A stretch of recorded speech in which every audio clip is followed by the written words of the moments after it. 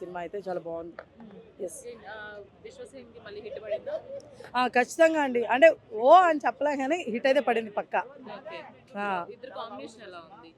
Heroine గారు అయితే నిజంగా చాలా బాగా అనిపించారండి. బేసిక్గా హీరో కంటే కూడా ఎక్కువ హీరోయిన్ గారికి ఎక్కువ ఎలివేషన్స్ పెట్టారని నాకు అనిపించింది. ఆ అమ్మాయి గ్లామర్ని బాగా వాడారండి సినిమాలో. ఎస్ అండ్ జయకృష్ణ గారి కామెడీ చాలా బాగుంది. అండ్ మళ్ళీ హరిశంకర్ గారిని, దిల్ రాజు గారిని వీళ్ళందరినీ తీసుకొచ్చారు సినిమాలోకి.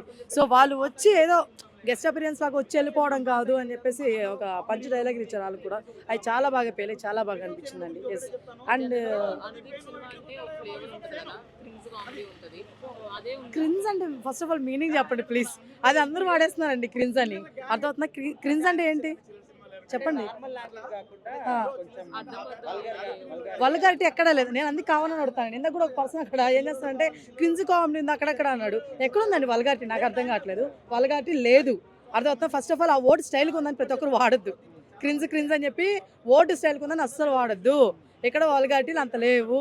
చాలా నార్మల్గానే ఉంది. కామెడీ అనేది నార్మల్ వేలో వెళ్తుంది. ప్రతి ఒక్కరు ఫ్యామిలీ ప్రతి ఒక్కరు వచ్చి చూసే కామెడీ ఉంది తప్ప వల్గారిటీ ఎక్కడ లేదు. క్రిన్స్ కామెడీ ఎక్కడా లేదు. అండ్ నెక్స్ట్ వన్ ఇంక మన ఓన్లీ కామెడీయే ఉందని అనుకున్నారు చాలామంది. అస్సలు కాదు.